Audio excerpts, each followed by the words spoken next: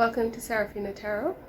I am Seraphina and we're going to be doing some intuitive messages from the faith. I am an intuitive and a tarot reader, and if you follow me on any of my other social media platforms, you follow on this channel, I am also very much involved with the fae. The fae are it's a general term that includes earth guardians, elementals, fairies, terrors, other children, right? Other children besides humans, that other creatures that walk among us on earth that are also children of terror. By terror, that is the name that I'm comfortable with calling earth spirit, otherwise known as Gaia to many people. So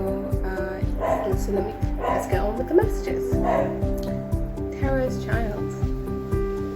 We bring greetings to you via our sister child, Seraphina. Today, we bring a message of hope and deliverance, and this is especially for our doom scrolling sisters. So all of you who are definitely into things like doom scrolling and are doom witches, this is a very special message for you. I personally think it applies to everybody, but they wanted to say that it was wanted me to say specifically that it was very specific to you.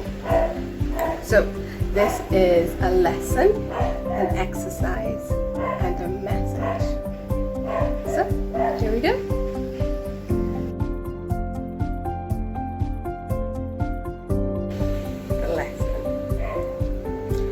So conjuring, manifesting, bringing what your wants into the existing plane of reality.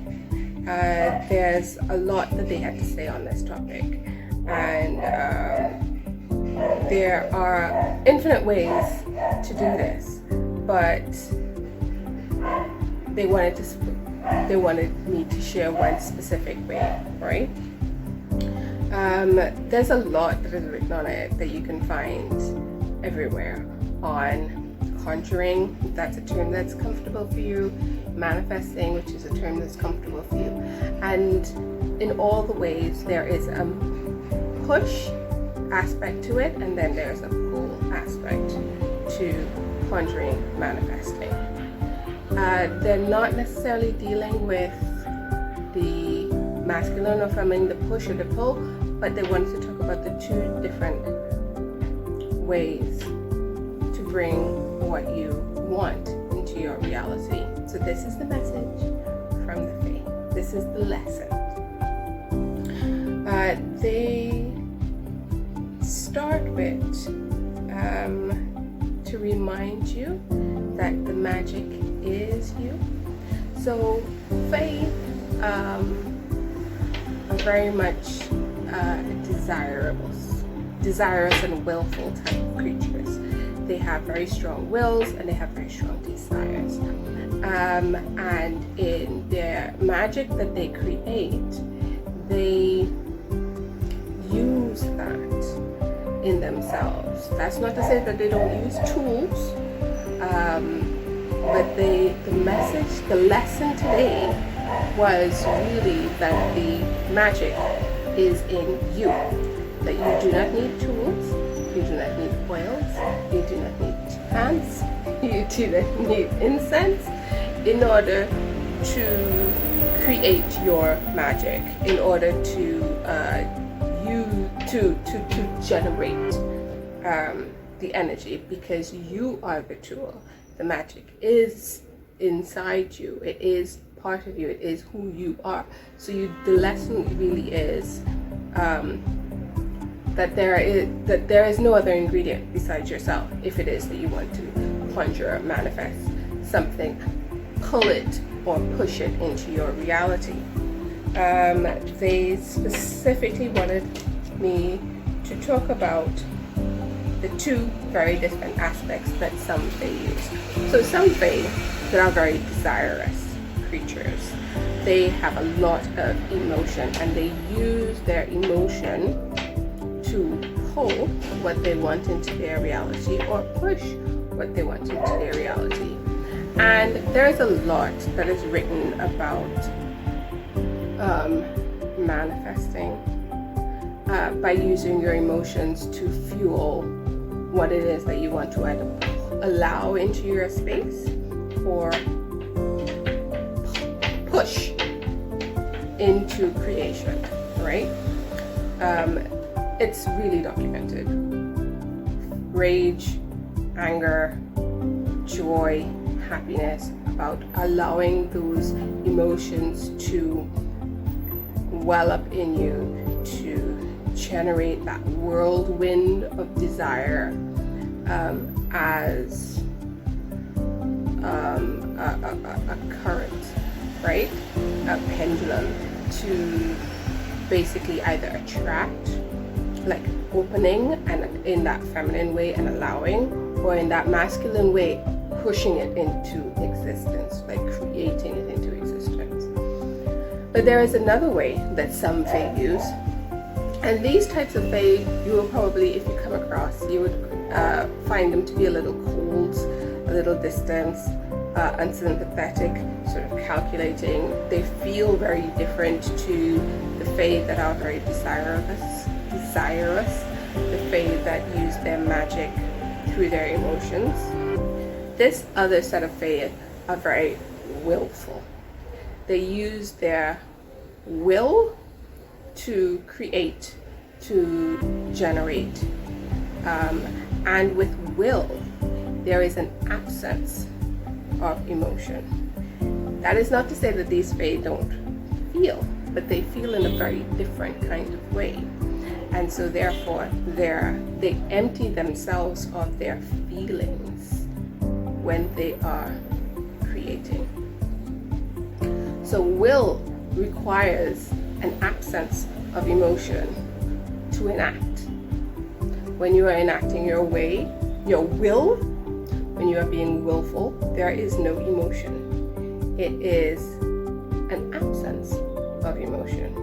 And so this is another way that you can manifest, conjure, by emptying yourself of your emotion and enacting your will into the universe.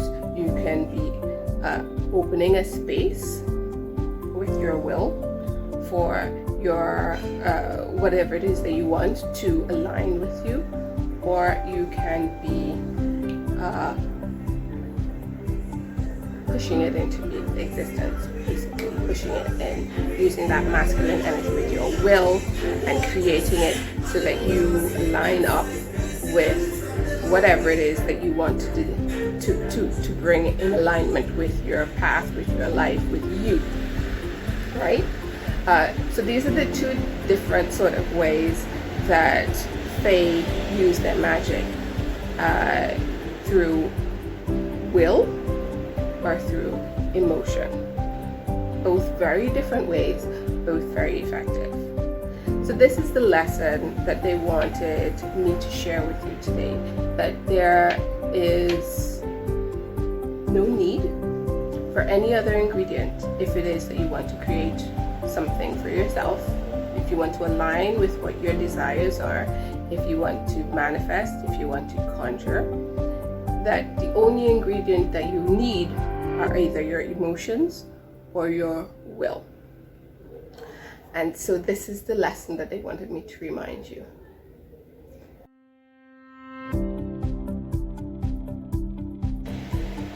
The exercise that they have for us today is basically to challenge ourselves to put aside all the tools that we use in our manifestation practices.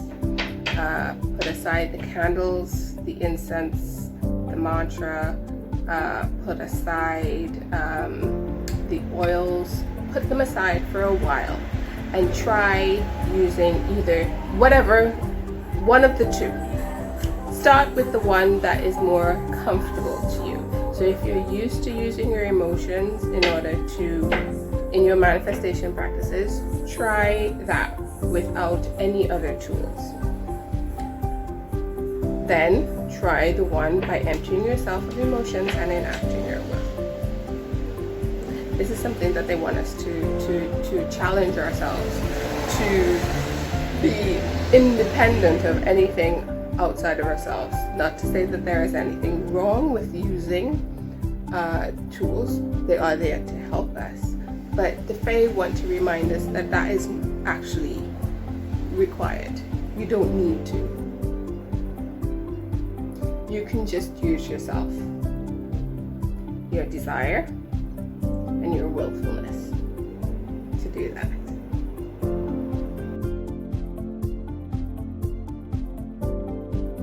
So we come to the message that they have for us, right?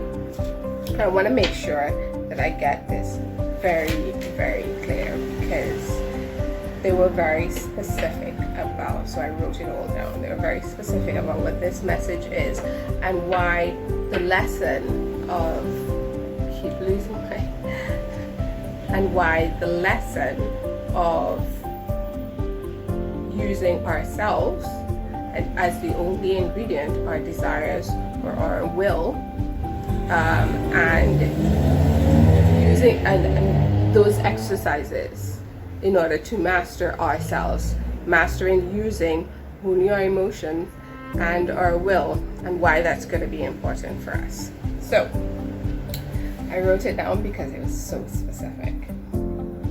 So they say 2020 was the year of transformation. We all know that 2020, what sort of year it was for us, individually, collectively. And so they named it the year of transformation. For 2021, this year, it has been a year of configuration. That is the term, the name, the label, the title that they have given 2021 for us humans. Configuration. And in this year, we talk about, continuing to transform, letting go of things that are no longer required, because we all had a vision during that year of transformation, 2020, of what we wanted to be, where we wanted to be, what sort of life we wanted to have, who we wanted to become. And so this 2021 has been a configuration, a letting go, basically a shelling of things that do not put us in alignment with the vision that we had for ourselves in 2020. So this is the continuation of the transformation through configuration.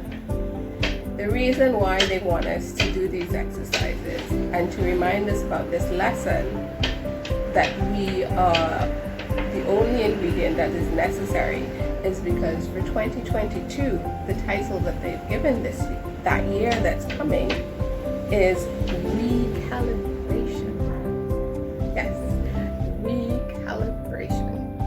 So in 2022, they expect that there will be more upheaval in people's personal lives, because we will be becoming more and more aligned with the vision that we had for ourselves, the deep desires, wants, cravings that we had in 2020, the private visions, the private wishes and hopes, and some public ones, things that we may have declared publicly, things that we may have thought and felt privately in 2020.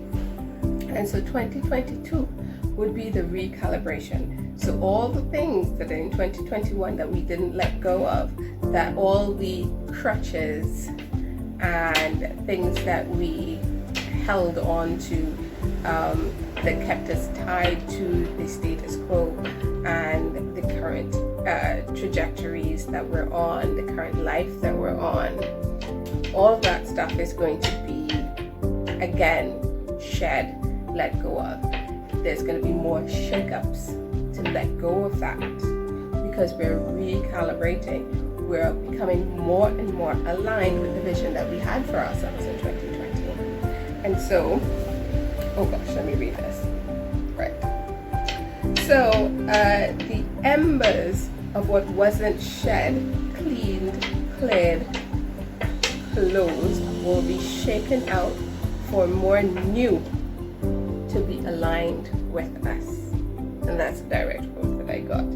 And so they wanted us to take this lesson, this exercise, and this message to challenge us to be the only ingredient that we need for ourselves in 2022. Thank you for watching. Please like, share, subscribe. Give me some feedback, some comments on whether or not you like this sort of format. And yeah, continue to watch. I'm Seraphina. And this is Seraphina Tarot, Intuitive Messages